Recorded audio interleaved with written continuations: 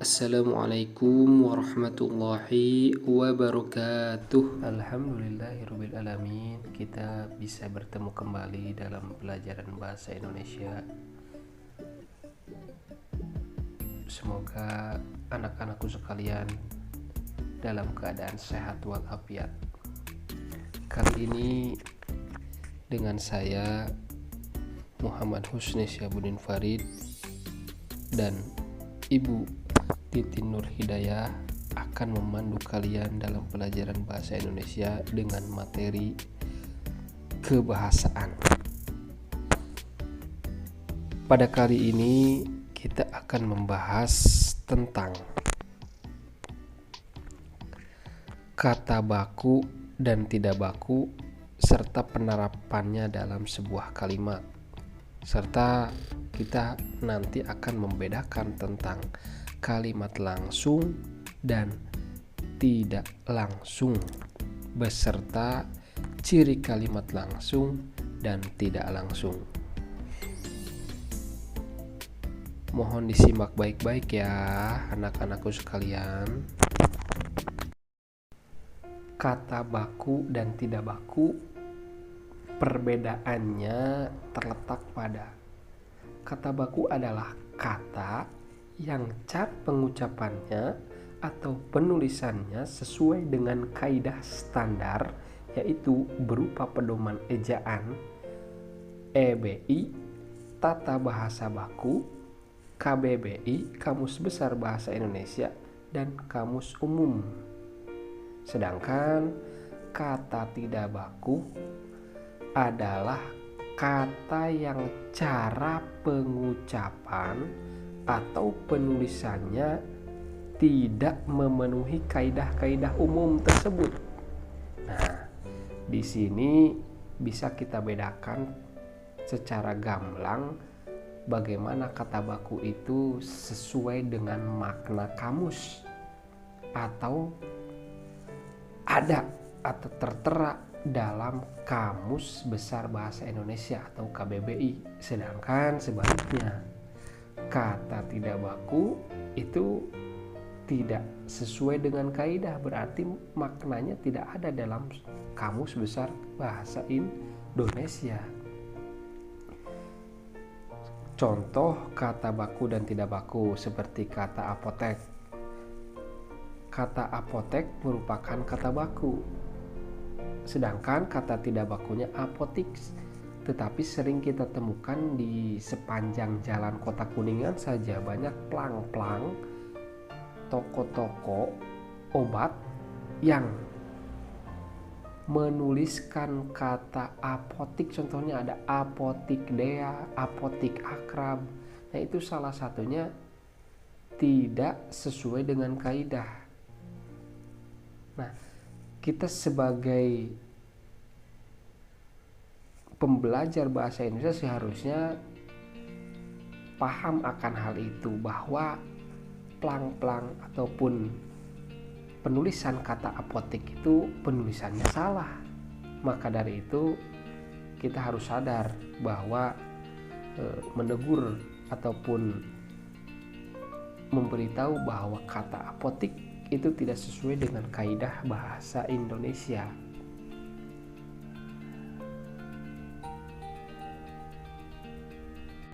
Selanjutnya kata bis. Sering kita berkomunikasi atau tanya jawab melontarkan kata bis. Saya berangkat akan menggunakan bis.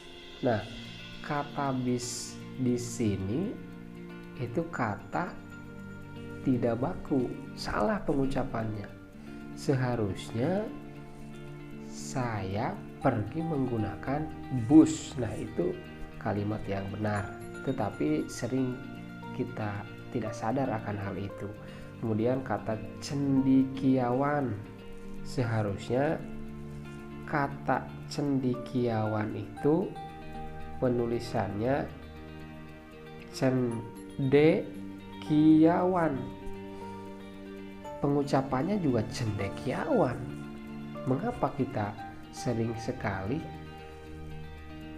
salah dalam pengucapan atau penulisan dan pengucapan itu tidak sama. Lalu juga ada kata hakikat.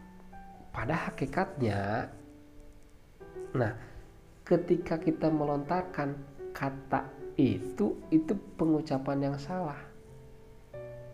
Yang betul ialah hakikat. Selanjutnya kata jenderal. Seharusnya kata tidak baku itu ataupun kata bakunya ialah jenderal. Nah, ada huruf E-nya di tengah-tengah itu. Lalu selanjutnya kata antri. Nah, sering kita tidak sadar akan kata ini atau pengucapannya. Seharusnya ialah antre, begitu. Lalu satu lagi nih, sering kita salah dalam pengucapan ialah kata kreativitas menggunakan huruf F. Tetapi yang betul ialah menggunakan huruf P di tengah-tengah itu, kreativitas. Nah, hal ini sering menunjukkan pengucapan dan penulisan itu tidak sinkron. Maka dari itu, setelah kita tahu perbedaan kata baku dan tidak baku, ketika pengucapan dan penulisan itu harus disesuaikan agar tidak ada istilah penafsiran yang salah. Penafsiran yang salah itu maksudnya salah penulisan, benar pengucapan, atau sebaliknya benar pengucapan, salah penulisan. Maka dari itu harus sama-sama sinkron ataupun sesuai. Selanjutnya, ciri kebahasaan pada teks berita ialah kalimat langsung.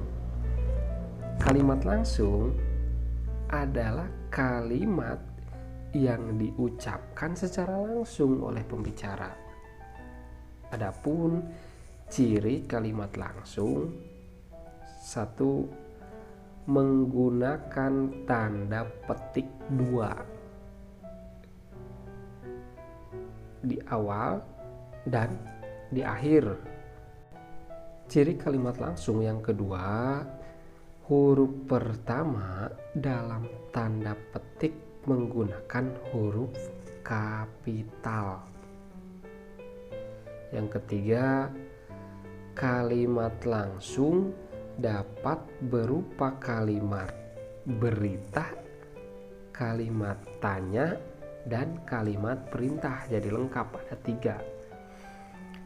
Berikut contoh kalimat langsung. 1. Ibu guru bertanya, siapa yang tidak masuk sekolah hari ini? Nah, di sini di kalimat pertama ada tanda petik di dalam sebuah kalimat, siapa yang tidak masuk sekolah hari ini. Dan tadi ada kalimat berupa kalimat tanya, ada tanda tanya di akhir serta diakhiri dengan tanda petik lagi. Nah, yang kedua kalimat perintah nih, bersihkan ruangan ini, menggunakan tanda petik lalu juga menggunakan tanda seru. Nah, ini termasuk kalimat langsung, masuk kepada ciri-cirinya. Yang ketiga, hari ini aku akan pergi ke Jakarta, kata kakak. Ini disebut kalimat berita. Kalimat berita menggunakan tanda titik. Jadi harus dipahami ini. Kalimat tanya menggunakan tanda tanya. Kalimat perintah menggunakan tanda seru, serta kalimat berita menggunakan tanda titik. Ketiga kalimat itu termasuk ciri kalimat langsung.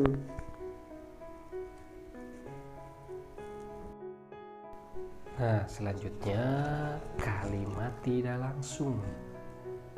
Kalimat tidak langsung adalah kalimat yang tidak diucapkan secara langsung oleh pembicara, namun melalui orang lain.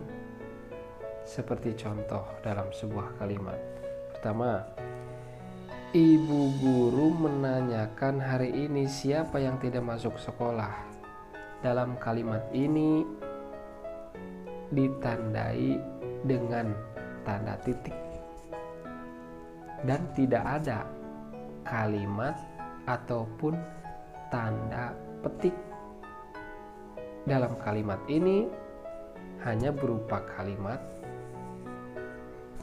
berita. Contoh yang kedua, ibu memerintahkan kepadaku untuk membersihkan ruangan ini. Sama juga, kalimat di sini menggunakan tanda titik sebagai kalimat berita. Sedangkan contoh yang ketiga, kakak mengatakan bahwa hari ini akan pergi ke Jakarta. Kalimat berita juga. Titik ataupun tolak ukur yang menjelaskan kalimat tidak langsung ini hanya berupa kalimat berita, berbeda dengan kalimat langsung yang ada kalimat tanya, kalimat perintah, ada kalimat berita.